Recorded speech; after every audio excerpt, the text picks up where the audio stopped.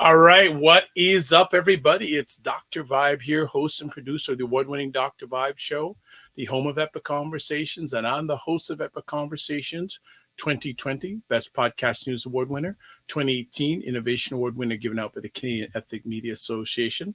I also co-host and co-produce the only online show in the world for dads and fathers. It's sponsored by Dove Men Plus Care, and being part of that team in 2023, 2021, and I missed 2022. I missed that in the middle. All right. Those 3 years, we reach out directly and indirectly to over 100,000 fathers around the world. I'm also happy to be a content supplier. I don't know what the word is. Content supplier. I guess a content supplier to the Fly Nubian Queen Network. So what is up, Fly Nubian Queen Network, that is driven by Dr. Boyce and Dr. Alicia Watkins. As always, like to say you're blessed, highly favored, a magnet for miracles, and a solution for someone's problem. And you know what? I'll go do this first. Please subscribe to the Dr. Vibe Show on YouTube and hit the notification button.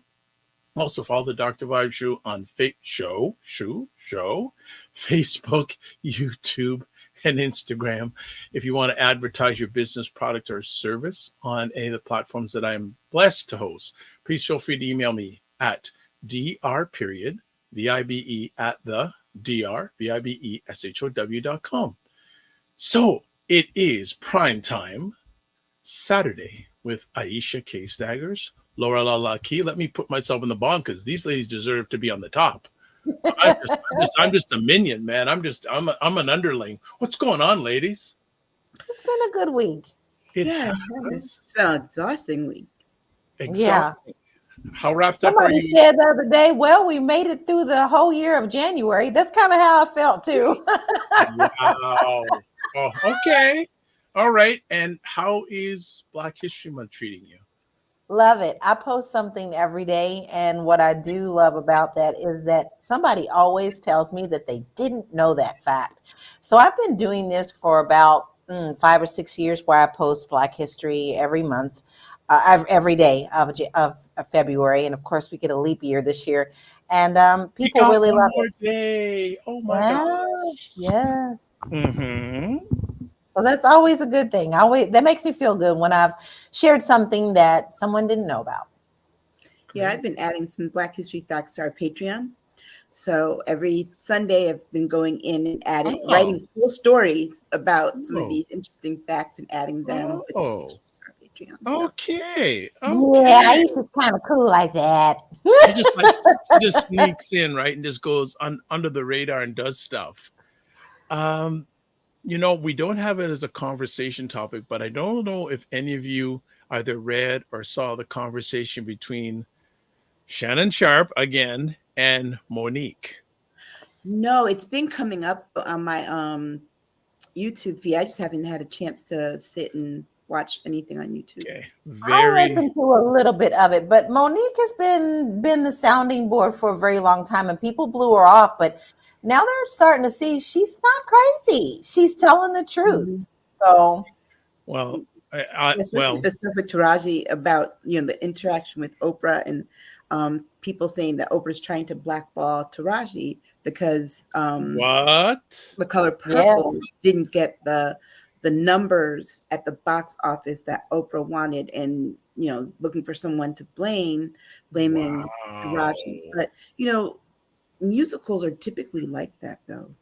Yeah, and there were a lot of people who didn't even realize it was a musical, and then they were upset about it. Right, it wasn't a remake of the 1984 film. It's a remake of the stage play, which was a musical. Right. We'll chat offline. If either of you get a chance, I'd love to have your thoughts about it via the Discord group. So before we go any further, promo. So what you want to do, go to the Primetime store. There's the link there. I'll also be sharing it on all the platforms that people are watching this live. Putting up new merchandise this week. There you go. Bing, bing. Patreon. So you should tell people again what they can catch on the Patreon.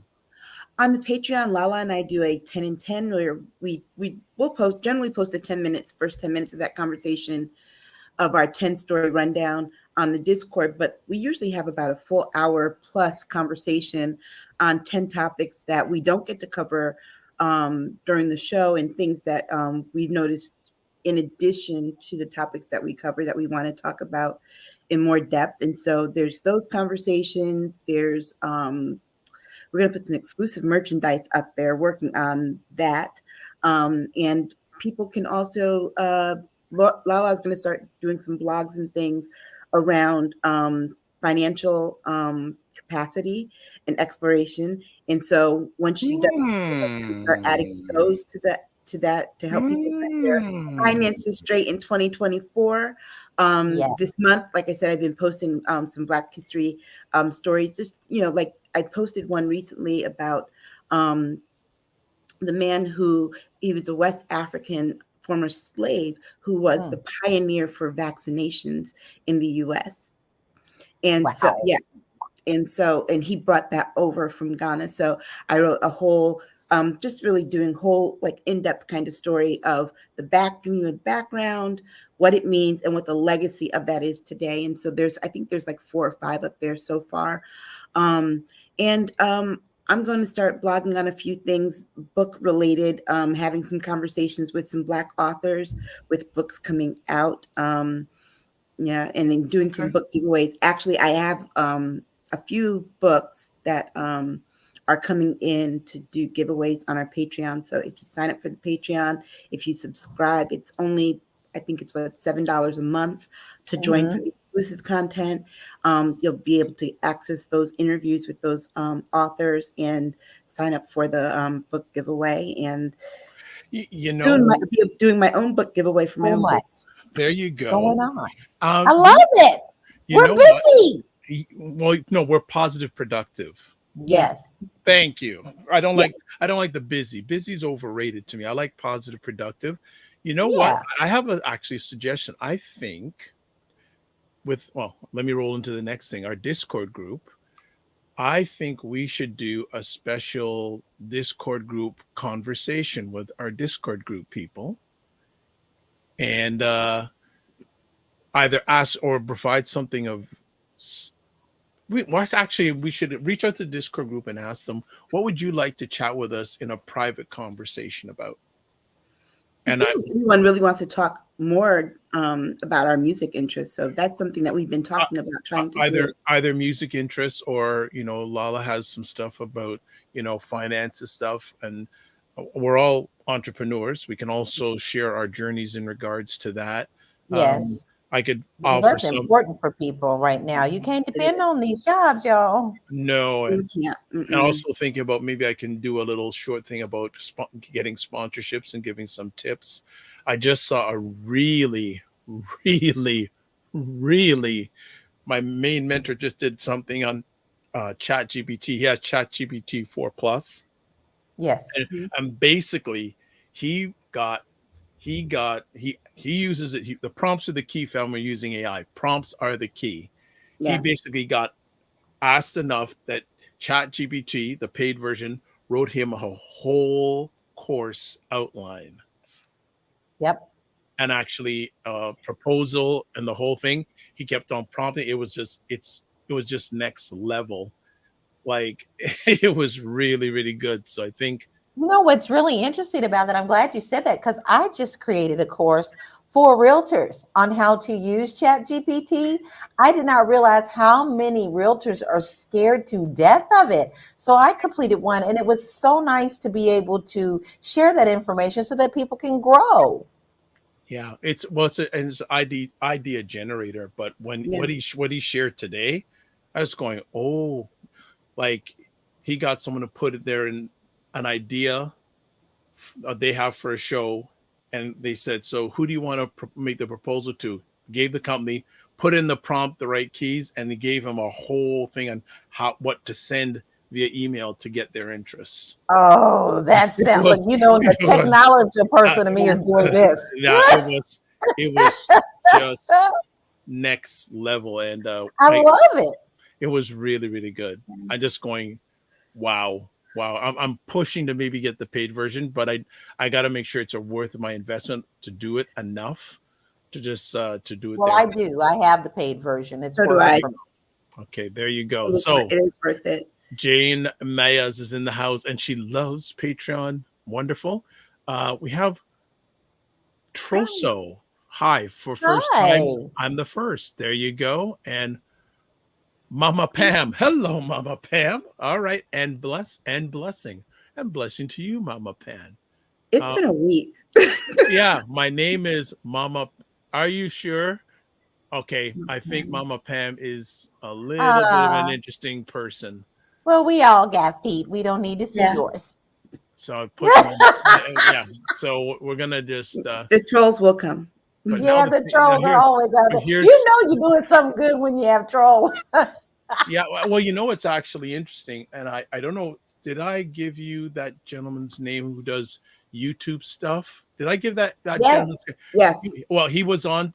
I think he's on every Saturday morning, 9 a.m. Eastern time. He was on for 3 hours today, and he took about 50 questions.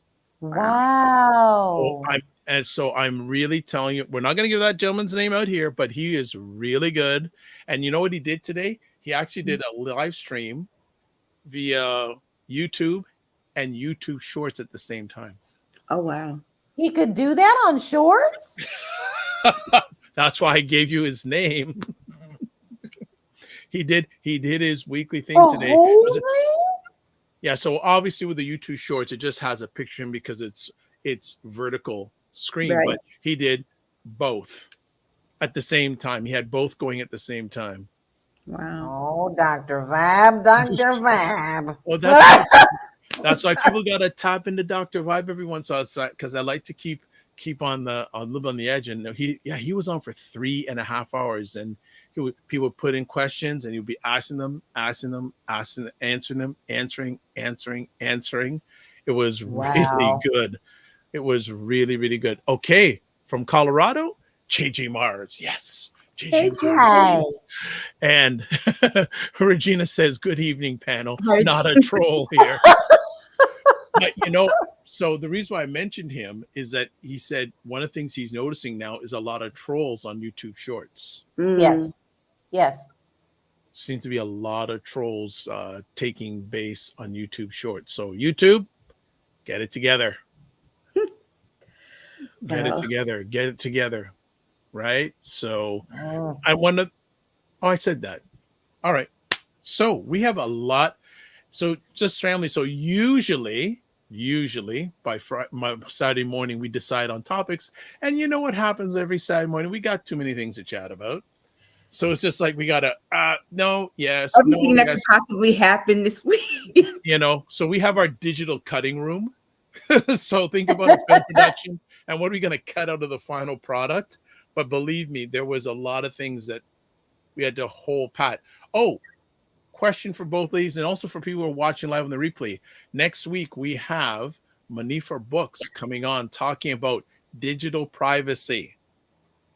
Love it. So I want to make sure both ladies are available. I'm going to start promoting it from like Monday, Tuesday. Mm-hmm. So everyone who's watching on whatever platform, if you have questions about digital privacy next week, I don't think too many times we dedicate a whole prime time to one subject. Yeah. Because LaLa and I are going to catch up the other topics on our 10 and 10. So it's a reason to join the Patreon. Yes. We're going to cover the week's topics. But digital privacy, we're going to be, and as I said, Manifa Brooks. Manifa Brooks says, I think most of us have digital encounters. And as I said, she has over 15 years experience in the data privacy, or if you're in England, privacy industry. And her partner, another lady, they do data privacy with companies in Canada, US, and Europe. Really excited. Wow. I really am. As much as we do digitally, I'm really excited about that. Yeah, so it's going to be really exciting. So that's a programming alert. And I just wanted to confirm with the ladies live round. They'll be available. And by Monday or Tuesday on all the platforms, you'll see that this is promoted out there. And that's that. And thank you, ladies. LaLa's broadcasting this on her Facebook page, and Aisha's doing this on her X page. So we got everything going on. Who else is coming out? Jen Meyer says, looking forward to it. Yeah, load up your questions about digital privacy, et cetera, et cetera. She, like I said, she told, so you have is it C-SPAN in the US? Mm-hmm. So we have our parliamentary channel here. And she says, yeah, she spends many a day just listening to what's going on hearings wise in Kenyan government. Yeah, because you don't get the, they've been trying to do some of those privacy hearings and you don't get on the regular news or on cable news. So you have to watch C-SPAN. Yes. It can be very boring because they all talk like this. Like it's like watching the Golf Channel of politics. They try to make you go to sleep. Here's a little ad. When my daughter was little, like about a year and a half, I was struggling to get her to go to sleep. And my youngest sister was like, hell, you should have her watch C-SPAN. It'll make her go to sleep, right? Shame. And I started putting on C-SPAN and she would be knocked out immediately. Then by the time she was about 2.5, she wasn't going to sleep. She was paying attention to what was going on C-SPAN and telling me about it. Wow. And that's how she started getting into politics, was because she started paying attention to what was going on C-SPAN. Wow. That's funny. And she'd be like, Mommy, because this was like back in the like early 2000s. Mommy, did you know that Barbara Boxer said just? I'm like, huh? Oh my. Wow. All right. Let's done our appetizer. Let's start getting to the main course. First up, appeals court says 45 doesn't have a presidential immunity. And I can't pronounce it. Engoran finds 45 attorneys may have known a witness perjured himself in a fraud case. So another week of 45 highlights. Where you want to start, ladies? Well, where's not to start? Go ahead, Aisha. Well, I paid attention to. I watched all these things this week, so that's why it was such a busy week. I watched I listened to, because they don't have cameras in, but I listened to the what they said about the appeals court decision and paid attention to it. And basically I read parts of it, and people kept speculating it was going to be like 200 and 300 pages. It was like 50 some odd pages. Pretty tight decision, unanimous decision that he doesn't have presidential immunity. And the things that they cited were his own lawyers from the impeachment hearings and what they said about, if they don't impeach him, that the courts could take care of it. They cited Mitch McConnell saying that the courts could take care of it. So these three women, they came up with a really, really tight decision. It's so tight, and they really focused on the aspect of not, for example, impeachment is not a criminal case. It is civil. And so this is a criminal case. And Trump's attorney brought up the idea that, if presidents don't have presidential immunity, then they'll be afraid to do their job fully. And they really made a very clear distinction of what is in the president's purview as his job and what isn't. And they determined that this whole election part, elections are not part of the president's job. That is the essential reason as to why they came down to this part of presidential immunity. And so it's, they gave him 5 days. They said you have till Monday to file your appeal with SCOTUS. Otherwise it's going to stand, and kick it back to Judge Chuckin in DC. So that is going to be a very close thing to watch Supreme Court do. I have a feeling that they won't even take it, given how they were reluctant on this SCOTUS hearing that they had this week that I heard. And I texted LaLa and asked her if she was listening. She started listening. And that one, it appears that they are going to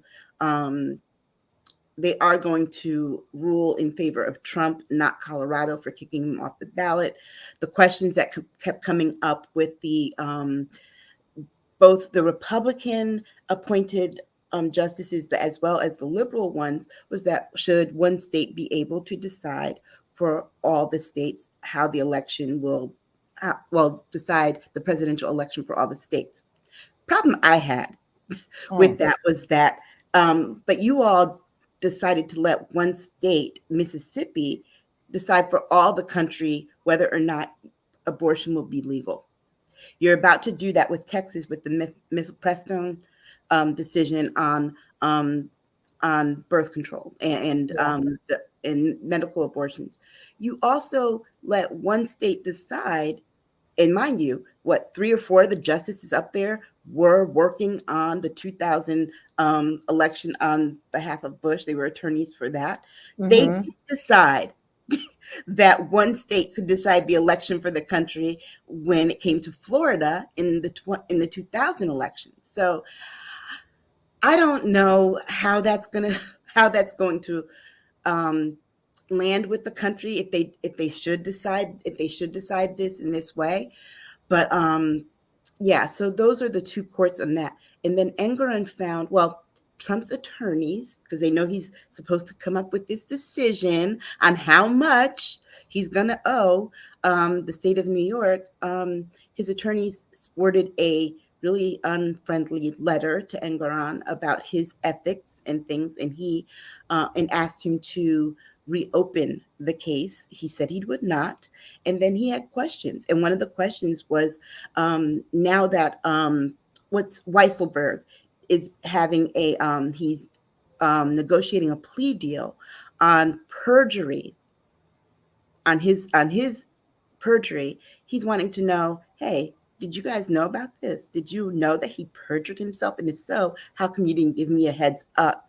You know, all this other stuff that you're doing, it's getting old. How about you answer my question now? I just enjoyed it with popcorn. Because when Aisha told me, it was like, when you tune in and you really listen to this, guys, it really is a joke. Now, one thing that we did giggle about is that we actually agreed with CT on a couple of things. Yeah, Clarence Thomas. I did agree. You know what? I caught it at the very beginning, and the Trump attorney made his case. You know, they each had 40 minutes to speak. So Trump's attorney did his little thing, and like within 3 minutes said what he had to say, and then said, now I'll take questions. And Clarence Thomas, his first thing was like, you know, you didn't take very long to make your case, and you didn't make he basically said you didn't make a case here at all. And so it really left for the justices to have to ask questions to really draw out what the case was. And it kind of felt like they were hoping to do this so they don't have to make that decision. Right. Because remember, there are other states that are trying to kick Trump off the ballot. And I think that they want to make this one decision on the 14th Amendment and Section 3 of the 14th Amendment on insurrection. And they don't have to deal with the actual insurrection, whether or not Trump did, you know, was an insurrectionist. If he did this insurrection, they didn't want to rule on that. They want to rule on the ballot issue, whether or not they could kick him off the ballot. And that was the question, the line of questioning they asked him. And you know, his attorney was basically like, yeah, you know, the argument, insurrection is part of the argument, but that's not the stronger argument. The stronger argument is, should this state be able to decide? Right. And it was just, and I agreed with Clarence Thomas on that. He was just like, you didn't really make your case. I was actually kind of surprised at that, though. I wonder if Trump is trying to really is assuming that, you know, he's got their support, and that maybe that's why they didn't prepare as much. It's really interesting to me how they just assume that they have everything in order and that everybody is going to support them, when we all know that critical eyes are on this whole Supreme Justice. Well, you know, the interesting part of it too is that Colorado is not a state that he won in 2020 or 2016. Why are you fighting this particular one? Because you're not going to win this state either. So why are you fighting this? And the plaintiffs were all Republicans. The plaintiffs, the people who filed the case in Colorado to get him kicked off the ballot. One of them is a 91-year-old woman who's been a Republican her whole life, served in the Colorado State Senate and House of Representatives, okay? And these are all Republicans who are saying, we don't want him on the ballot. It's like, why are you fighting this one when, he's not fighting Maine, because Maine is making that decision. Michigan's making that decision. I don't understand why this particular one was the one that he chose to, the hill he's choosing to. It seems strange. It seems strange. All right. So Regina's saying, great job pointing out legal decision inconsistencies, Aisha. I have a question for both of you, and it came up in my alleged mind over the last few weeks. She also has 45 is guilty of sedition. His followers on January 6th, not July 6th, are guilty of insurrection. Two sides of the same dang coin. One side plans it, incites it. The other side acts it out. But see, that was the argument that Colorado made in their case, was that that insurrection doesn't necessarily mean the physical act. Inciting can be considered insurrection under that clause of the 14th Amendment. So getting back to my alleged thoughts, at the end of the day, with 45 having his justices on the Supreme Court, isn't anything that doesn't go his way, isn't he just going to appeal it, and they're just going to... You can't appeal past the Supreme Court. No, but but what I'm saying is, for other things, he's going to take it to the Supreme Court, and with his leans or people that he appointed, don't you think naturally they're just going to favor him? Isn't that his game plan? See, I point to Neil Katyal in this, because Neil Katyal, he's been on a lot of he's done a lot of commentary, but he's done 50 cases before the justices. He also wrote the rule on whether or not presidents can be charged. And the thing that he said is that they're going to take this case because this case can affect all of the elections. The other cases, it's likely that they won't take them. And that is why I think the justice... Well, why is that? Why is that, Aisha? Why they won't take them? One time, they are aware of the political calendar. The other part is that some of these criminal cases, they don't usually take these criminal cases like this. And remember, a lot of the things that they make decisions on are based on civil cases, based on civil acts that go against the Constitution, not criminal law. And he is embedded in all of these criminal cases. And I done stopped losing count as many as coming up. Okay. 91 counts, 4 cases. I mean, the thing that he might try to appeal is the case in New York with the fraud. But even then, they will probably step out of that one too, because they cannot remember the tax issues and how you register businesses and file all your paperwork. That is a state part. And that was the question too that came up with SCOTUS, was that the differentiation between what is a federal election, general election for federal office versus state offices. And Trump's lawyer tried to do this tricky thing on whether or not the president was an officer of the United States versus the office of the president being in office, and why he wasn't.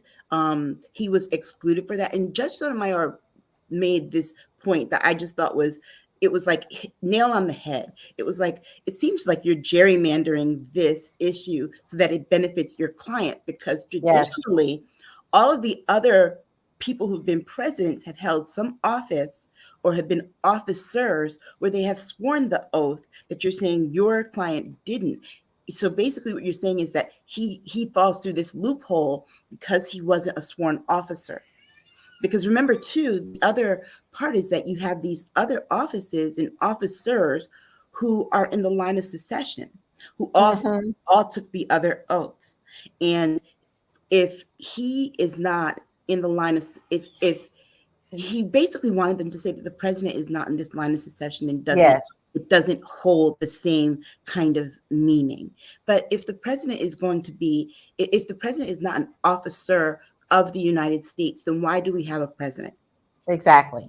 Why don't we just have a Speaker of the House, and that person, because that person is an officer of the country, be who we elect? All right. So Regina says the Supreme Court does not have to take the case. Right. And she also says word games. The president is the chief officer, SMH. And then JG Mars, who is a resident of Colorado, says Colorado is considered to be a purple state, but is really red in many counties. Yes, it is. Yes. Mm-hmm. Yeah, but he didn't win. He didn't win the state in either race that he was already in. Which that's the part to me that doesn't seem right. Why I could see him probably doing this if South Carolina had decided to do that, because he won South Carolina both times. But this is a state you haven't won in either race, and it doesn't look like you're going to this go around. Why are you fighting being on that ballot? But you know what? I say let him be on the ballot. Let people reject him a third time in Colorado. I mean, it's the shot to the ego that he needs. Let them reject him a third time. It's like, okay, fine. You don't want the embarrassment that Nikki Haley just had this week when no one on this ballot won over Nikki Haley. Okay, fine.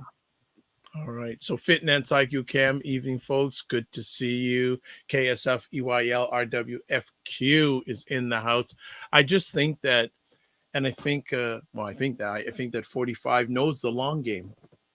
Mm-hmm. He knows the long game. Like, I think right now his immediate thing is not to get any serious convictions or trials while he's running during the election run that's upcoming later on this year. He's just trying to get. If he keeps picking off people, he's going to still have more problems. I don't think the justices were very pleased with this whole thing at all. No, and the other thing too you have to remember is that elections cost money, so he can keep running.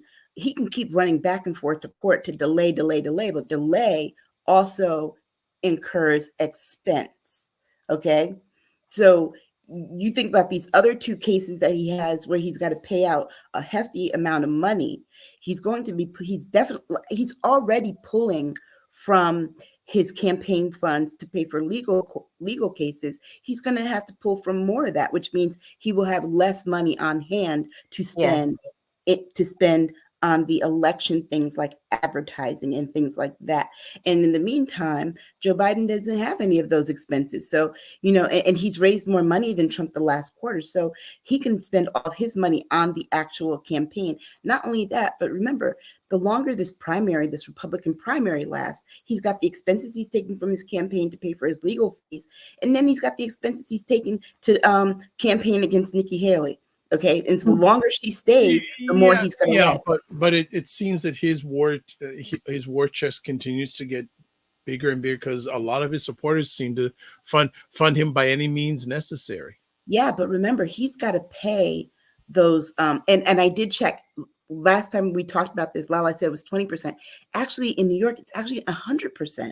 He's got to pay for he's got to pay all of it to do the appeal. I was looking at that. I was like, wow, 20%. And I was reading, I was like, no, he's got to pay all of it.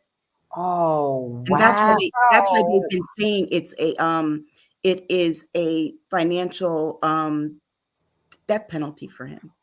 Wow. So he's got to pay that. His supporters will keep giving him money, but then he's got to decide where it's got to run dry at some point. Exactly. He's got to decide where that money is going to go. Or is it going to go towards paying these things so that you can appeal?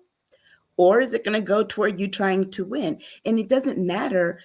Even if he won, he'd still have to pay those judgments because state case and the E.G. Carroll case, it's been decided already. He can't walk that back.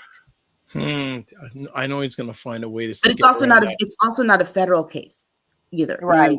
Remember, it was a sexual assault civil case. So there's not anything that he can really do on those fronts. He'll find a way. He'll find a way. If he interferes with New York in that payment that way, he'll find a way. It's gonna cause a constitutional crisis where is there not one already? Well, no, not like this, because that is an issue of states' rights and states' governance and states' businesses. And the business community will turn their backs on him in that respect, because at that point, and there's the complaint, if he tries anything to roll that back and to say that individual states can't determine how business practices are done, you have businesses that go to different states because of how the business practices are. And these are the people who are friendly to him now. They will be so pissed.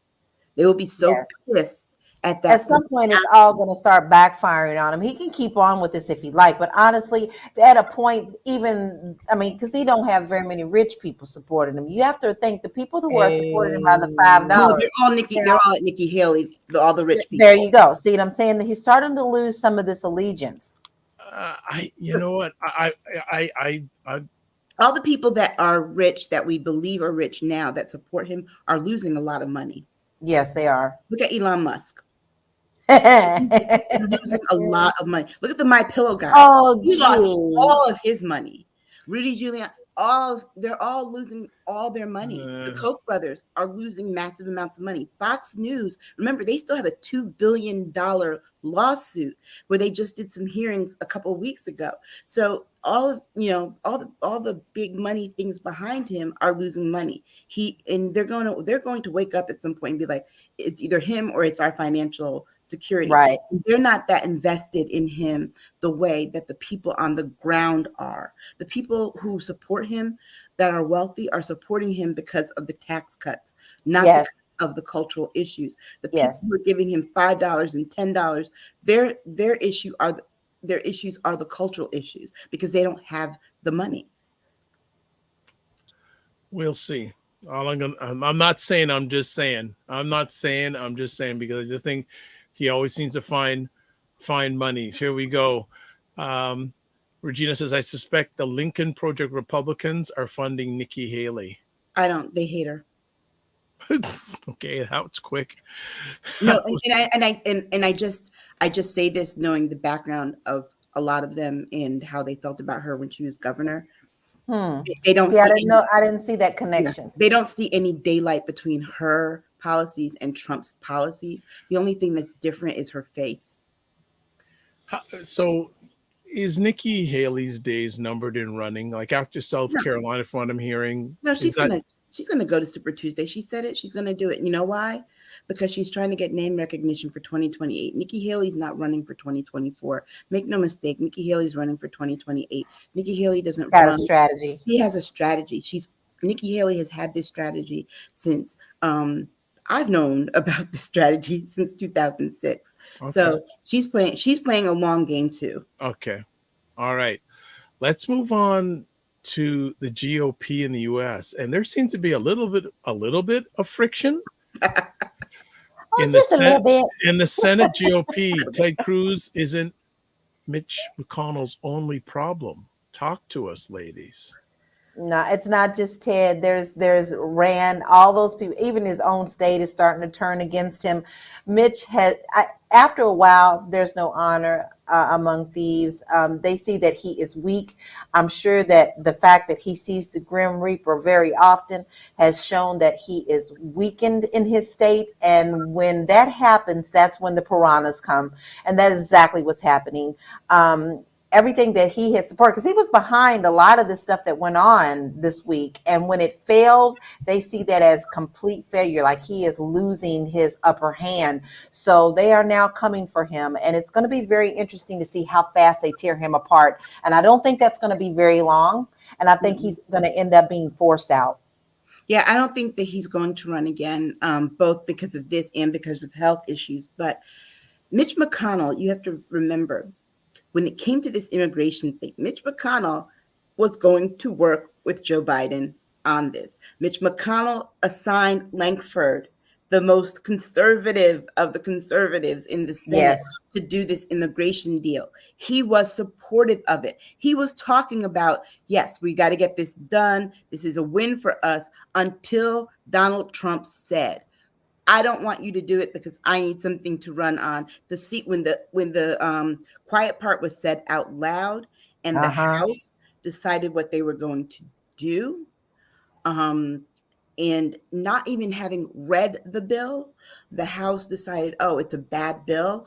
And the more that they were against it, and Trump kept saying that he was against it, and this whole thing. Because remember, the other thing that scared them is what he said about anyone who supports Nikki Haley, you're kicked out. You are no longer it. And then there was a thing about him forcing Ronna whatever her name is, Mitt Romney's niece, to step down from leading the RNC, because, I mean, just because she was willing to sit and talk with all of the it was just weird. But when he started doing that, it was nuts. Right. When people started looking at replacing Mike Johnson, replacing Ronna McDaniel, and now Mitch McConnell sees himself as, oh my God, they're going to replace me too. He stepped away from it and then started saying, no, this deal's dead. It's dead. It's dead. It's dead. Mm-hmm. And the one thing that they weren't, and I think the thing that they were expecting, and this tells you that there is no coordination between the House and the Senate, because I think Mitch McConnell is still operating as if John Boehner is still in the House. Yes. Yes. Because the cooperation would have been if he were to say, okay, yeah, we're not going to do it because the House has the votes to impeach Mayorkas. There would be no reason for us to do that. Then we could have best of both worlds. We have the impeachment of Mayorkas, on this immigration issue, and then we can have the immigration issue to run on. Mike Johnson didn't have the votes, and so there was that embarrassment. And then Mitch McConnell, he's sitting there now. He's like, oh wow, I'm like totally embarrassed because the House didn't do what they said that they could do. That's right. And now I went gung ho on this because I was really trying to support the House through the Senate. And now, everybody's talking. Ted Cruz is against him because he put Lankford up to do this thing. Lankford's now pissed at him because he basically, it fed him to the dogs. Yes, it did. And he's not used to being made look bad. This is not sitting well with him at all. Darn well he is losing serious sleep over this, because he has been in such an iron fist position for so long that now his foundation is shook. He's not doing well. I can tell you that right now. Yeah. And the fact that Cameron lost to Kentucky, no, and now people in his own state are turning against him. This is serious. As a matter of fact, they said in Kentucky that they really feel like that if Beshear decided to run for the House or the Senate, he would win. Yeah. And I think Mitch McConnell has come to the realization, I think some of the older and longer holding, seat holders in both the House and the Senate is like, wow, there really is no compromise or leadership for us. And this party really doesn't have any more establishment Republicans in it, because even the establishment Republicans have joined the MAGA cult. Yes. People used to consider Stinky Elise Stefanik as an establishment Republican. All you have to do is look at her transformation in the last 2 months. Look at a picture of her from August of 2023 to just yesterday. And it is clear that this woman she sold her soul in hopes that she's going to be vice president or the vice presidential nominee. And it's actually scary. It is scary. They all have price tags on their foreheads. And you can just see the greed written all over them. They're just going to go with whatever they can to get the power that they want. And in the meantime, and I'm going to keep saying this because I want y'all to understand all this drama that is going on up there, nothing is getting done for you or me as Americans. We're getting nothing done. We have no budget. Everybody's in disarray. Everybody's saying they need to go home and take a vacation. Everybody's fighting and imploding, and no business of the United States is being done. And we are being seen as weak by the whole world. This is a very dangerous position. Oh yeah. They just went back in January and they're about to go on a 2-week vacation starting what, Monday? Yeah. Starting Monday. And they've done nothing. Guess what? They haven't even named a post office. No. Okay. That is something else that the House is supposed to do. They haven't even done that. So, and there's tons and tons of bills. Put it this way, they've been spending all their time on this impeachment of Mayorkas, and they're now about to bring back the impeachment of Biden stuff because they've got more Hunter Biden stuff to look into. And it's like, wait a second. Don't you all have a budget to discuss? Because in 2 weeks, 2.5 weeks, was it March 3rd or 4th? Right before the midterm, you all are supposed to come up and fund the budget. And I personally think that they don't want to do that before the March 7th or March 5th, I think it is, Super Tuesday, because they need it to run on. Remember, they're all engaged in primaries too. And that's the other part of it too, is that you all are running for office right now in the House. All the seats are up. You're all running. And you have done absolutely nothing. I mean, I'm really angry over it. I've had to calm myself down about it, because the more and more these stories that we were talking about this week come out, the more and more I'm like, what is being done? What is going on? What protections are we being abided by? What's going to be funded? This is not acceptable, period. And at this point, all of them need to go. No, it's like our government right now is paralyzed, and they keep saying, well, Joe Biden can do this through executive order. He's done everything that he could possibly do.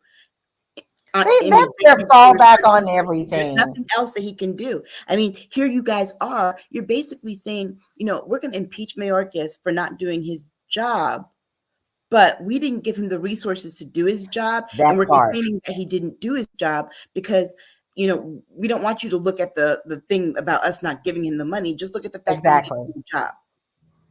So, and they said that the numbers of people actually crossing on a daily basis have gone down because Mayorkas did go and make some negotiations with the president in Mexico to slow down the traffic of people leaving Mexico to come. But they don't want to talk about that. They don't want to talk about that at all. So Mitch McConnell's not the only one that has a problem in the Senate. He's not the only one that has a problem in the House, because I promise you, and look, Mike Johnson, the only reason that he went on this tirade these last 2 weeks is because Matt Gaetz, who they brought they're starting to look into him again, said that he's willing to file that order to have them expel Mike Johnson. So let me ask then, where is 45 the puppet master in all this? Yes, I'm trying to figure out how can this man, who's a private citizen, he's not any kind of elected official, how is he telling our elected officials how to govern right now? Dude, run your campaign. How about you worry about that? How about you worry about these cases you got? Exactly. You got 91 felony counts, and here you are worried about the business of Congress. It was interesting. He wasn't even worried about the business of Congress when he was in office. Exactly. He was worried about what he could do. Exactly. If you have something to run on it. Otherwise, stop fabricating stuff, because you're pissing the American people off.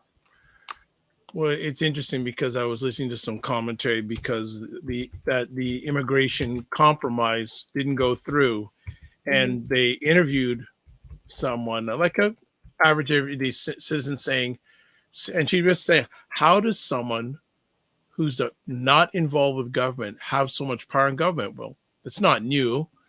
Lots of corporations on it, but she was really at wit's end saying, like, how does this happen? And people are getting fed up with this. This story is getting old. Yeah. And it's only gonna take so long before people start to get tired of it. The one thing that Donald Trump is relying on is his name recognition and all this other stuff, whatever. But there is the one thing that he forgets in this whole marketing thing. And we all know this. We know this about our favorite artists, musical artists. There is a such thing as oversaturation. Yes. And people will get tired of seeing your face on the news every night acting along with your cases underneath of them. They're going to get tired of it. And so what he needs to be worried about is the backlash that will come in July when people are really, when the regular voters, we all pay attention to this stuff, but your regular average American that goes to work every day, they come home, they might turn on their local news, they might not, they're not watching cable news, but they do show up to vote. By July is when those ads are going to start running on a constant loop. And the phone calls and the emails and they're going to start getting sick of hearing about the court case thing. It's going to be like, oh my God, I'm so sick of this. We need to be done with this, because let's be very clear. And let's remember 2020, one of the things that helped Joe Biden was that people were sick of the Trump drama. Yeah. And the drama hasn't stopped. It's gotten worse.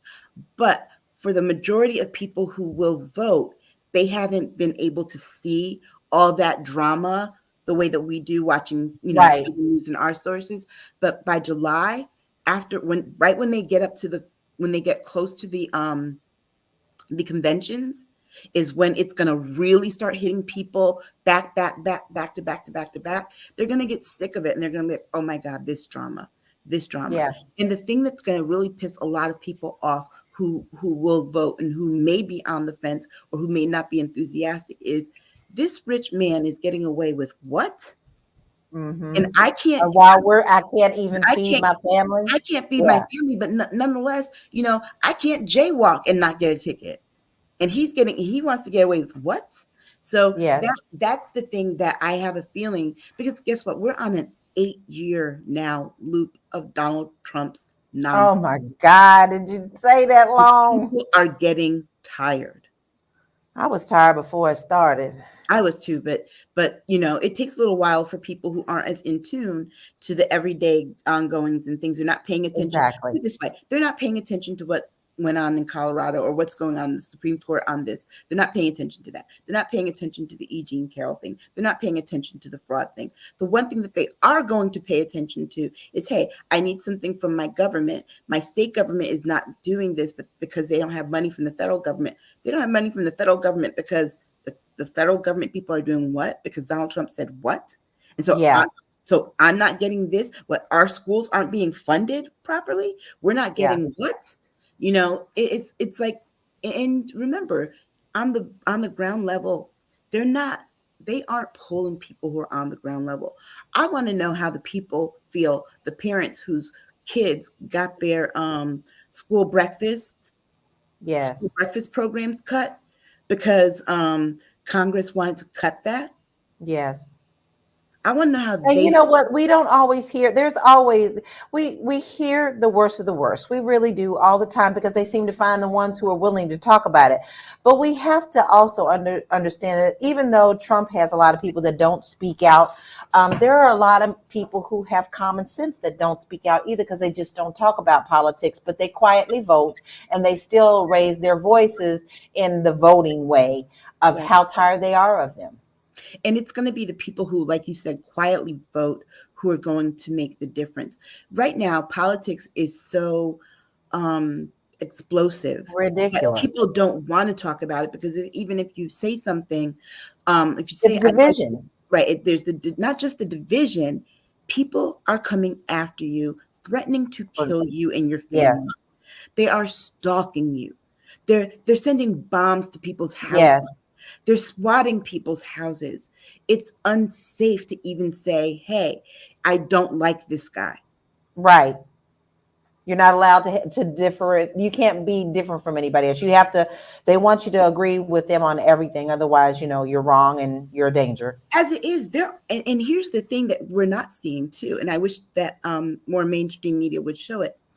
We talked last time about all the trucks going to the border. Yes. People. They're fighting each other. Yes, they are fighting MAGA folks at the border. Why? Because they've gotten there and they're upset that it's not the way that they told them it was. And telling them that it was. They're like, where are all the people? And so they're getting antsy. They're frustrated about coming there and taking all and this even time. getting on social media and talking about it. Now, see, that's a big thing. They can go down there and keep things to themselves, but when they get on social media and they start crying and whining about this was nothing like what we told, don't waste your time, don't waste your money. When they start saying that, you've seen people flip. People are paying attention to that. I saw this woman for 3 minutes crying about infighting, the MAGA infighting, saying none of these people aren't our friends. They say that they think the way that we do, and they don't. And I mean, they are getting there because she was butthurt. The only people that are down there are them. There's not even people protesting them being down there. They're protesting each other. They're fighting each other. And it's like, I saw a fight break out, and I'm like, really? And so what is it saying that I love from the Temptations movie, that the character David Ruffin says to Eddie Kendricks, a shark will eat its own guts. And that's what we're seeing. So would you say then the GOP is challenged, and are you saying then also some of the supporters of the GOP internally are challenged with each other? There's levels to it. There's levels to it. There's what you see, the chaos in the government, the high profile people, but underneath the surface at the bottom level, I promise you, those people that went to the border, they said there was something like 20,000 of them supposed to show up over a period of time. They go back to their community. They're going to go back to their communities. Okay. And they're going to talk about the things that happened. And this is going to circulate around the GOP. And once you have the people who are on the fringes be really upset with other people on the fringes they're supposed to be united with, that's when you start to see the bow break. And Trump cannot control that. No. Because guess what? If he could control it, January 6th would have been an organized riot. Not what we saw. All right. So we are going to take a quick little break. It has been quite a lively first part of the conversation, and it's only going to get more lively. So hang tight. 90 seconds. We'll be right back on Primetime Saturdays on many different platforms. And that's what I feel like. You feel like you're the Harriet Tubman of the mind. I am. I feel like I'm I'm one of the Harriet Tubmans of intelligent Black people. Like, I want to liberate y'all from like being left behind and ignored and oblivion. No, really, the rappers get all the attention. Seriously, does anybody else feel this way? Like ignorant Black people, they'll be all up, getting all the headlines on the Shade Room. Overly sexualized Black folks. Over like the twerkers and the just people that don't always represent the best of us. The diversity. Like people like Dr. Vibe. Like everybody should know about people like Dr. Vibe. Dr. Really Vibe he's trying to do good work for Black people. Dr. Vibe from Toronto. Good to see you, my brother. Dr. Vibe. Everybody follow Dr. Vibe. He has a great show. He's very good at what he does, and I have a lot of respect for him. Okay, so let me hop into this. What's up, Dr. Vibe? How you doing? Everybody, if you see Dr. Vibe in the chat, everybody go follow the Dr. Vibe show. Dr. Vibe is a real smart brother and a good human being. I like the guy a lot, and he's very intelligent. And I think everyone should pay attention to what he's got going on. We got to shine the spotlight on the intelligent Black people out here that are really doing the good work. Don't just pay attention to the rappers and the celebrities. A lot of these people are losers. Your true winners are your people in your community that are really having your back. Helping us to have stronger families and a stronger community. So Dr. Vibe is in that category. So you might see the Dr. Vibe show in this chat. If you see him, please go follow him. Okay. All right. So anyway. All right. Dr. Boyce and Dr. Alicia Watkins. And it was interesting. Dr. Boyce, they're actually in Las Vegas, not to watch the Super Bowl, but Dr. Alicia she's been asked to either present at a conference or being interviewed out in Las Vegas. But the thing is, he lost his wallet yesterday. No. and the thing is, they were getting ready to go for their flight, couldn't find his wallet. They ended up missing their flight. And I think they took another one. They took another one after, but they had to sit with the other regular people. They didn't do first class this time, and they were scrunched up and all that. And he said when they got to the airport, so he still doesn't have his wallet. I don't think he's found his wallet yet, right? So he's in the airport, and he says, I got my phone here. It's got, there's no cover on it. And there's a I can't remember the gentleman's name, but he said there's a gentleman who's a black lawyer. I think he's from Oklahoma, who works with Benjamin Crump, who Dr. Boyce knows. And this guy's pretty big size, used to play football. So Boyce has his phone up in the like this. This guy hugs him. Phone goes up in the air, hits the ground, gone. The green screen of death. Now he has no wallet and no phone. Well, he got a phone. He got a phone. He got a phone, but just crazy last 24 hours in him and Dr. Alicia's life. So, Dr. Boyce, you're all right, but he was broadcasting today and last night, so he was on it. He was on it. But yeah, what a 24 hours. Like, I just went, wow, crazy. But we're back, and our phones are not cracked. Well, my screen has a crack, but I don't have a green screen of death. But I have a protective cover. And yes, Dr. Boyce, I'm glad you got your phone and you have a cover on it this time. Thank you very much. All right. So let's get to part 2. Let's start off with Biden officials confront limits of federal response and exercise for preparing 2024 election threats. Chat it. I don't understand why this man has to fight this in the first place. This is just so ridiculous. Look at where we are. I mean, everything that he does, somebody's going to fight him over, and they're going to try to make him seem he's incompetent. And the fact that we're at this point in the first place, we just talked about how we as people can't talk to one another without feeling like someone could threaten us or attack us, or even, with today's technology, anybody can say something on your social media. They can go in and do things to damage you. That the fact that we are here frightens me. I know that there's always been something like this in the past, but we're on a different level now. So the fact that he has to address this is pretty sad, and it needs to be addressed because we're in an election year. And we need to make sure that our elections are not compromised. And this is our issue, that it's been an issue for many, many years. So here we are now. And now people are finally admitting elections can be compromised and are being compromised on a different level. Yeah. And this dovetails with the other announcement that came out this week, where you have states investing in training and protocols for election workers. They're giving them tourniquets now, where you didn't have to have it before. They're training them on active shooter drills, and that the impact that's going to have. I can't believe we've gotten to this point where voting in this country is dangerous, not just physically in person, but also everything leading up to it in the information that gets out there. You have the social media companies minus X saying that they're going to do a better job on disinformation and misinformation cycle. But you're talking about something that you're going to do. It's February. The election's in November. You should have been working on this back in 2020. A long time ago. 2020, you should have worked on the technology and the reinforcements, tested it out in 2022 to have it ready to go in 2024. It doesn't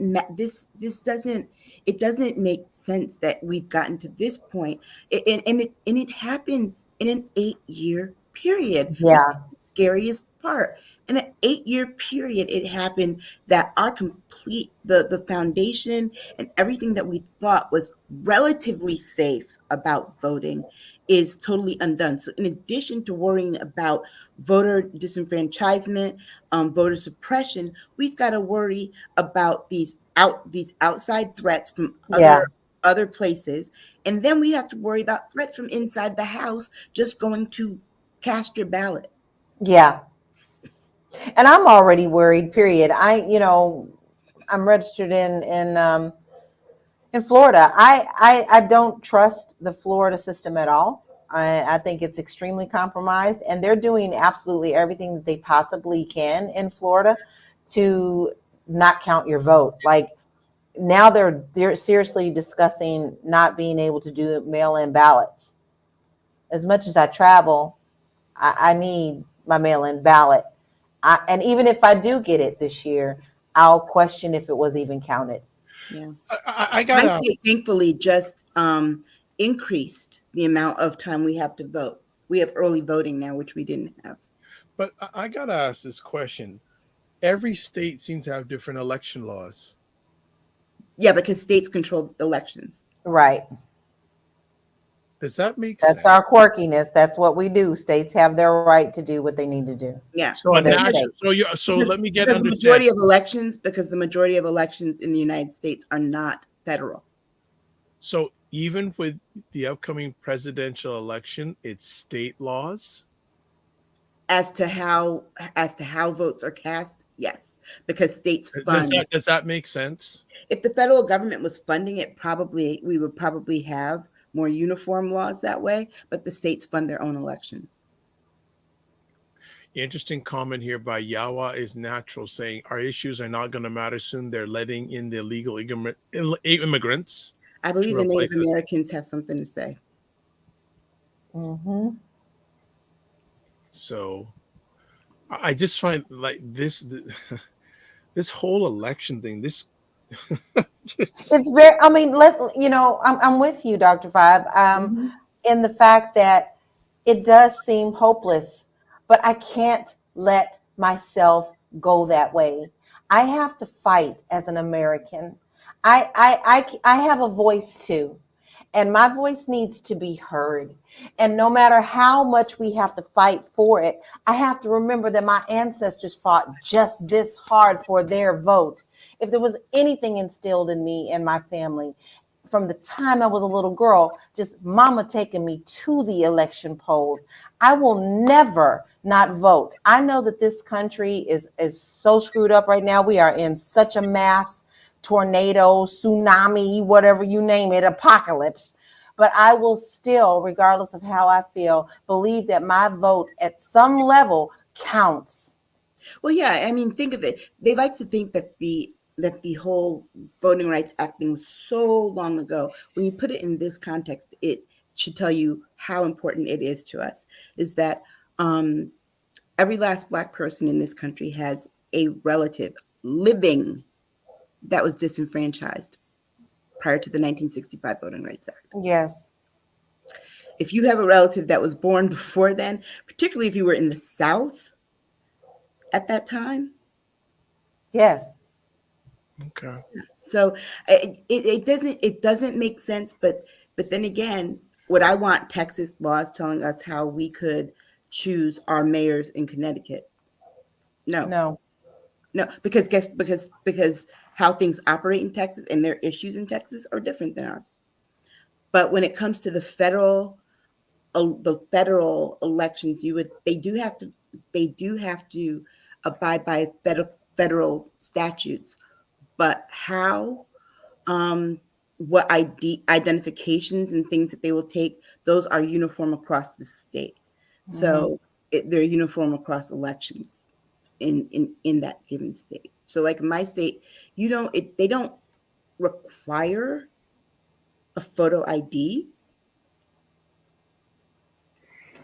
Wow. If you read the law, but in some of these other states are like, no, you have to have this ID, you have to have this. Some places are like, oh, you have to have an actual driver's license. Well, what about people who don't drive?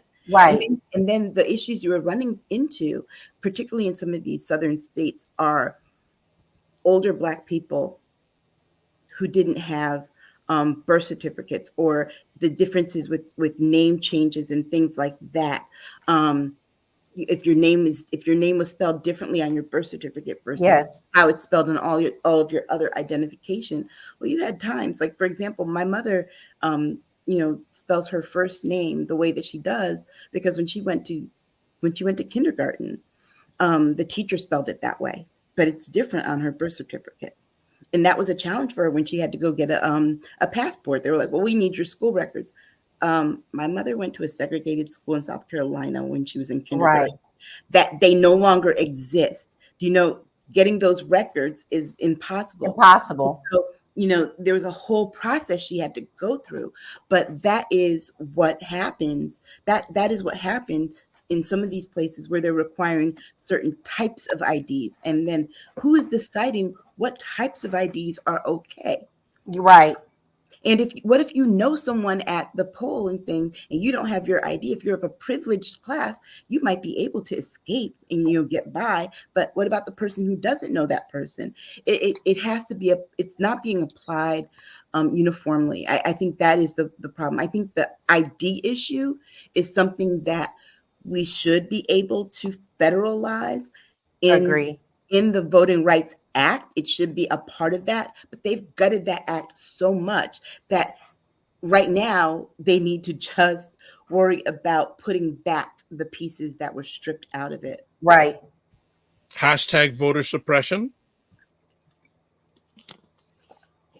Well, guess what? When they could no longer disenfranchise Black and brown people from the ballot, the next step was voter suppression. That was what they put in to kind of circumvent that, and we just haven't gone back. And so voter suppression, it's going to be looked at more scrupulously. Well, they're going to circumvent that with misinformation and disinformation, robocalls, and AI. All right. Which we already know. We talked about that. Mm-hmm. Which, by the way, a little small update on that. They have tracked it down to a Texas company. A Texas company. A Texas company interfering in a New Hampshire election. Okay, so the fire is inside the house, people. The bomb is inside the house. Yes. Yes. All right, let's move on. This is Black History Month. We haven't spoken a lot about Black history in depth, but I think we're going to be starting to do that. Starting with this, it's a recent story. Jacksonville, Florida woman tried to buy some Black history children's books at local Target. The books were listed as, quote, "do not sell," unquote, and she was told it would be illegal for them to be sold. So the salesperson, okay, because it wasn't illegal. It's not illegal. But what's so funny is that my daughter and I actually saw those books a couple weeks ago before they pulled them. They are in that section of when you first go into Target. They're in that section where they have like the $3 and $5 things. They're real inexpensive things. Target also has a Black History Month merchandise section of the store further down, where they've curated products to sell from Black creators, right? So I went and looked at the publisher who published these items of these books and magnets and things, and they're not Black owned, but they are a book publisher. They publish books, Blue's Clues books. They publish books that go to schools. Here's what I don't understand. What editor did you not put this through?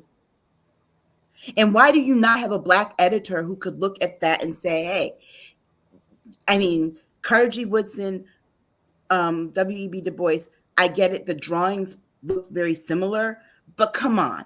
But okay, we missed the major part. We understand, like, what we forgot to say is they screwed up. All the information was wrong. This is why they couldn't sell them and had to pull them. Right. So for one, they did clickbait on this a little bit, try to make you angry. Right. And two, they didn't address the fact that the people who published it didn't even check it. How did it get to the stores? How did it get printed? How did it get approved? Yes. There you go. And even the worst part about it is that Target has taken the hit. Target also issued an apology. Yes. The publisher has not. Every media outlet that's covered this story, even NPR covered this story and attempted to reach the publisher. And they won't answer. They did not respond. And I mean, personally, I feel like the bare minimum you should do is say, hey, we screwed up. But But see, they're an education publisher. And so that is why they are not saying anything. But you really should. And I looked into the publisher. I couldn't find any information about who owns them. So I'm even more curious about that part of it. I know that they're not Black owned, but I want to know who owns them, where they are located. Because I'm going to have look, I'm going to really laugh if they're located in Florida. Right. Right. Well, and then I also have to say, I'm a Target person. I love Target. And I love that the fact that they do these wonderful month things, not just for Black History Month, but for many other months that are celebrated. I have purchased a lot of their stuff. And I like the fact that they put this out. And I also like the fact that they put things out that were designed by our own community. So the fact that Target did come out and say to me, we are sorry, says something about them. Okay, now like I'm not, I at least appreciate them coming out and saying something, but I'm with Aisha. Who's behind this? Where did it come from? And who let it slip without saying a word? Are you really that dumb to waste all that money? I have editors. I've had bad editors who let things slip and go by. I bought books from people where there are errors. I've written a children's book myself, and I'm working on getting it out. I had it edited, okay, by 2 people, okay. That's the bare minimum that you need to do. And it's not just editing. The fact that you got the people wrong, all the way wrong. All the way wrong. All the way wrong. You mean tell me the only people you got right were Barack Obama and Rosa Parks and Martin Luther King, and every other person you got wrong? And not only that, but I think that employee should, somebody needs to speak to that employee who works for Target, because to say that it is illegal when they are not a lawyer or an expert on the law, 1, and 2, no, it wasn't illegal for you to sell. It would have been punishable to you as an employee to sell something that was marked not sell, but it's not illegal to sell it. Because if it was illegal and there was something wrong with that, Target, first of all, Target's legal would have come out, not their PR people come out with the statement. The book publisher would have had their legal department come out and say something instead of being radio silent. So that part alone is just the egregious part for me, is that him saying it was illegal. And I think that I think that the story would have just been that there was this mistake, not this part of it. Right. When he told the woman it was illegal, the story came out. She went right to the press. She sure did. But then also, I have to question that too, Aisha. Let me tell you why I question the employee, because sometimes people are just not smart like that. You know what I mean? Like, there is a level of they're just trying to say something, and that person just really didn't understand the difference. And I don't know, I can't claim to know that, but I would need a little backstory on that employee as well. I don't think that employee is a job anymore. Because by saying that it was illegal for them to sell them, that woman could have sued them for discrimination. Yes, exactly. That person doesn't have a job at Target anymore. This whole thing is just too much for me. I can't even believe that this even got to this point. I hate this. Look, Target has some good things, and I'm not trying to say anything about the Black creators who have made some really nice merchandise that they have in there for Black History Month. But you know what? Even better reason, support your local Black bookstore. Yes. Please do. Yeah, it's a good point. You can visit them online. There's a great one in New Orleans that we saw last year. There's tons of them all around. Support your local Black bookstore, because not only will you find the books, will you find good books, you'll find books that you won't even think about, and about people that you would never think about. And I understand the woman that was buying this was buying them for her classroom and another one for her church. This tells you a whole lot about the publisher in the first place, is that they didn't even look. They were selling the books really cheap too. They're really inexpensive. Yeah. And so basically it was kind of a case of you get what you pay for. Yeah. You're paying much. And so guess what? They didn't spend much in trying to do any editing. I have a feeling that they were just trying to get them out as quickly as possible, as massive as possible, because they got this contract with Target to do these books for Black History Month, and they wanted to make a killing. And they knew they could. Mm-hmm. right. Well, nothing surprises me anymore. So that didn't surprise me. That The those more sort of you stories. know, the less you That's more understand. than You're the more I right. know, the more I know, the less I understand. That's my one of my go-to lines. The more I know, the less I understand. Now, the more I know, I don't know a lot about this subject, Harry Pace and Black Swan Records. So this is LaLa's alley today. Go for it. It is. This is one of the best stories I have heard in a long time. And I came across this story actually a few years ago, and it's fascinated me ever since. It was a podcast, and it was about Harry Pace, who was the founder of Black Swan Records, and he was a very light complected man, and he actually was in insurance and did all sorts of things before he had gotten into music publishing with another partner. At that time, sheet music was really big. You know, it was like when, CDs and all that stuff, when we came up with, everybody depended on that. So him and his partner had a very thriving business with sheet music. And then they had the opportunity to create records. What they found was that most of the white companies were making a killing off of the black-faced artists, and none of the black artists were actually being served, and none of the black music market was being served. And so they decided to get into the record business, and they struggled for a while, just like everybody does when you first get into, but they were the only black record company at the time. And they struggled for a very long time until they signed Ethel Waters. Ethel Waters decided to come to their company. They threw a lot of money behind her. She was a huge part of them being a very big success. And when they tapped into that market and the black market started to buy from them constantly, they started thriving. And at that time, that's when the white record companies came after them and decided they wanted to buy them out because they saw that it was going to be a massive income thing for them. And Pace decided that he was not going to sell.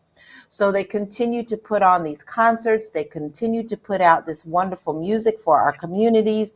And then unfortunately, as technology moves on, like we all know, the broadcast radio came out, because we're talking like 1921 here, guys. This is not like anything recent. So when that happened, music became such a big thing that people could hear every day that no one was going to buy sheet music and no one was going to buy records anymore when they could hear it on the radio. So he started struggling with the fact that, he was competing against broadcast radio. And then not only that, he at that time also started taking in other artists as well, of different colors. So he also started bringing on white artists to help bring in money for that. But by then the technology had just taken over and he was really struggling. Now, during this time when he was being threatened and trying to be pushed out by the white companies, they actually had put bombs around his company to get rid of them. They did not succeed in putting him out of business. But after the broadcast thing happening of the radio, and he just couldn't get things done, and then Ethel had to move on with a lot of her career, he decided to get out of the business, and then he decided to get into insurance, and he also then became an attorney. But here's what's interesting. He just disappeared from the records. After all of that happened, no one really knew what happened to Harry Pace. In the 1940 census, it shows that he had registered himself as white. And so no one really knew his history because he never talked about it, he never shared it, and he kept it to himself. So much so that his family, his children and his grandchildren, thought that he was Italian. They had no clue. So when these things came out, and these are recent findings, that the parents of the grandchildren brought all the grandchildren in and said, "We have some news to tell you. We're black. And some of them were like, what? And then some were like really embracive about it. And like, they just was like, well, we want to know our history. So because they started really researching their history, it's coming to fruition of a big story with several podcasts. I highly recommend that you go to the NPR website where they have the story about it, and then look up the podcast, The Strange Case of Harry Pace. This is absolutely a wonderful story, but it's also a good story in the way that we could see how we can thrive and uplift one another. Guys, he wasn't just a regular person. He was really, really, really involved with W.D. Du Bois, and he also helped him build his record company. So as you can see, it goes full circle and how we support one another in our communities. So this is a very fascinating story and a wonderful Black history for you to research this month. I'm glad you brought that up because man, that's like a LaLa segment. Yeah, what? I was actually looking at that history. It's funny that you brought that up for us to talk about, because I was thinking, what am I going to do after I publish this children's book? What's the next thing I'm going to work on? So I had started collecting the histories of every record label in this country founded by or co-founded by Black people. And there are a lot of them. There are a lot of them. And the people behind them, and trying to find all of these stories. And there's more than 100 that I've been able to trace. And not just like, some of them are like major labels that we know of. And then some of them are like even minor ones, and just, different people, different artists that you didn't know who had their own labels. Like Bob Marley had his own label, of course. And so just going through those different histories, and the histories behind them, and the people behind them, and how they got into fascinating. All the stories are pretty much the same, because they could not get representation on other record labels, or other record labels would not market them properly. And so it's really interesting history. I'm going to have to go and check out that podcast. It's wonderful. It's like a 6-piece series. Yeah. It's like a 6-piece series, and it goes from his early history. And Black Swan is considered the first Black-owned record label. Mm-hmm.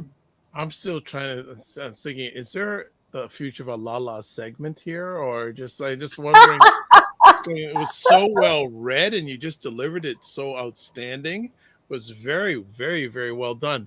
Actually, ironic, on one of the other platforms that I host, the Morning Vibe, earlier on this week, I had a gentleman on who's the executive director of the Canadian Black Music Archives. Wow. So there's a lot of relationship between Black American artists and Black Canadian artists. Yeah, because a lot of Black American artists didn't want to go into the war, so they came up here to Canada. That's right. The draft, but I had him on earlier this week, and a lot of fascinating stories and people you never heard of before. And for the longest time, he was the only Black-owned record label. Yes, I've been finding in my research until the 30s, like the mid 30s. Wow.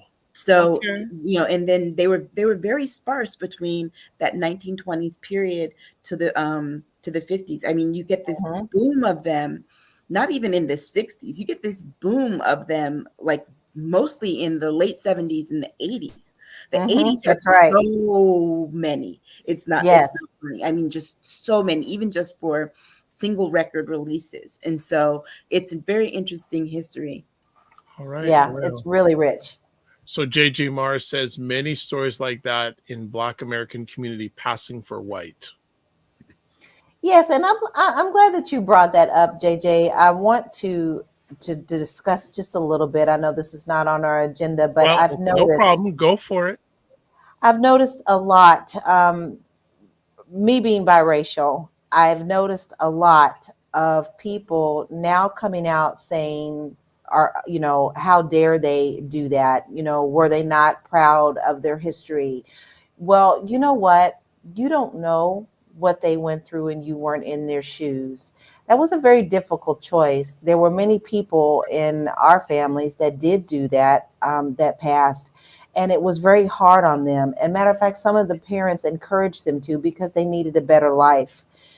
And so what I'm seeing now is like a backlash for many of those who did choose to pass.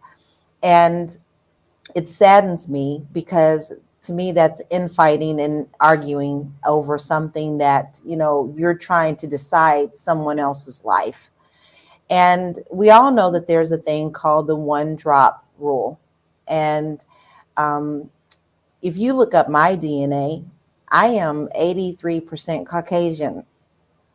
And I still consider myself a Black woman. I choose to be, but never in my life will I ever banish or talk against someone who decided to pass for the better life. I can't imagine what it would have been like to been in their shoes. I think we all just need to understand that that is a personal decision and to take it into consideration before we say certain things. Now, I'm not saying that you are. I'm just saying that I've just noticed that there's an uptick of that type of comment and backlash in many of the groups that I'm in right now. Wow. Yeah, I think the thing about America that's so funny is that no one really knows what's in their family tree. You can shake that tree all you want. Something's going to pop out that you weren't expecting. Period. It's the same way that Phyllis Dillard's father was a Black man passing for white, and her mother told her that she told her that because she didn't want her to be surprised if she decided to have children and she had a little brown child. So there are many stories that we don't know about, and I'll never condemn. I don't know that man's story of why he decided he wanted to pass. He was from Louisiana. That should tell you enough on why he chose to go that way. And same thing with Dr. Channing too.